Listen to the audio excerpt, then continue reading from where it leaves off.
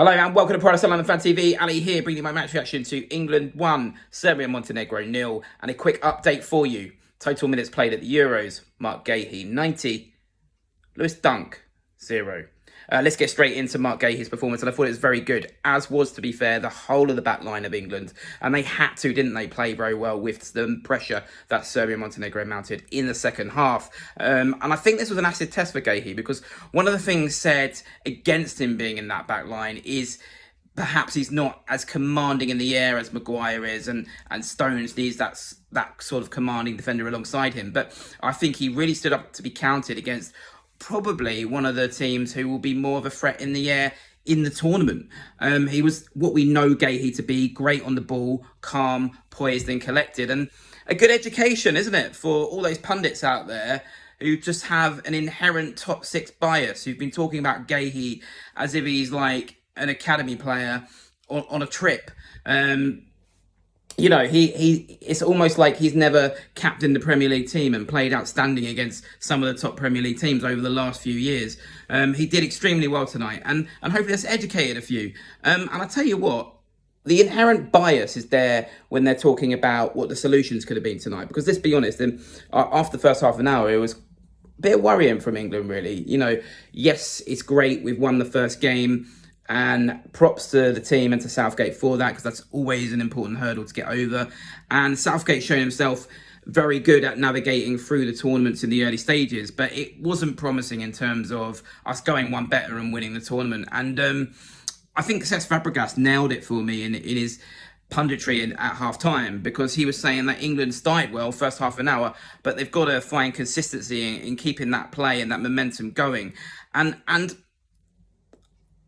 people will say I'm biased, I'm a Palace fan, but listening to pundits talk about what the solutions could have been, like Cole Palmer, the problem is obviously that central midfield lost control, okay?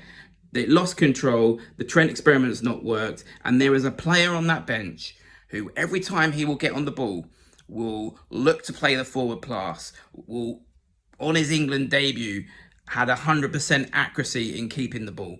And that player is Adam Wharton. And, you know, I think that obviously as a Palace fan, I will be accused of bias, but I genuinely believe he is the solution. He is the person who needs to come in alongside Rice and help Rice control the game. And will it happen? Will Southgate do it? I don't think he will. I don't expect to hear Wharton's name thrown forward by pundits in the next few days, because you know, they seem to see players outside of the top six as, you know, as not a possibility. It's frustrating, and it really has opened my eyes to not bias, but the lack of knowledge. Like, the lack of knowledge about Mark Guéhi has astounded me, listening to various pundits and football journalists and fans from other teams talk on social media. Excellent night for Guéhi. No Wharton, no Eze. But I do think we'll see them before the end of the group stage, because I think England now, with the Denmark result, we go top of the group. I think by the time that we play the third game, there will be time to see other players get minutes, which will be Wharton and Eze. But I do think Wharton should be coming in now. Let me know your thoughts. Would you start Wharton in the next game? Let me know in the comments below. I'm going to do a quick rating. I'll give Southgate 6 out of 10. As I said, he's done the job tonight. It's an important job to get the 3 points on the opening game. That's not always easy, and it's not always happened in the history of England at big tournaments. And he is fantastic at navigating through these early stages. He needs to find fluidity in the team. The problem is down the left-hand side.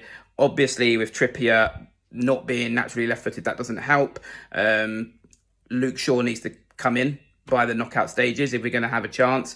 And, you know, I think watching Southgate on the in-game management stage, it was like being under Roy Hodgson. I think his subs actually worked. I think Gallagher coming on, it was clear we needed some energy in the midfield, and he pushes you a bit further up the pitch than Trent. Jarrod Bowen came on and did very well, by the way, and put in a real shift. So the subs worked. He got the 3 points, so he's vindicated in that way. But I would have brought Gordon on for Foden. How Foden saw through the 90, I don't know. I thought Foden played quite well for the first 30 minutes, but it's still Southgate's big problem for me. If he's going to win this tournament, he needs to unlock Foden in an England shirt. Good night for England in terms of 3 points. a lot to do if we're going to win this tournament. For me, we lack the fluidity that Germany, the likes of Germany and Spain, have shown. Let me know your thoughts in the comments below. What do you think of Mark Guéhi's performance tonight? What do you think of the bias that's shown by these pundits? And would you put Adam Wharton in the side in the next game? For me, he's the solution to that central midfield dilemma. Let me know in the comments below. And as always, if you like this video, press the subscribe button.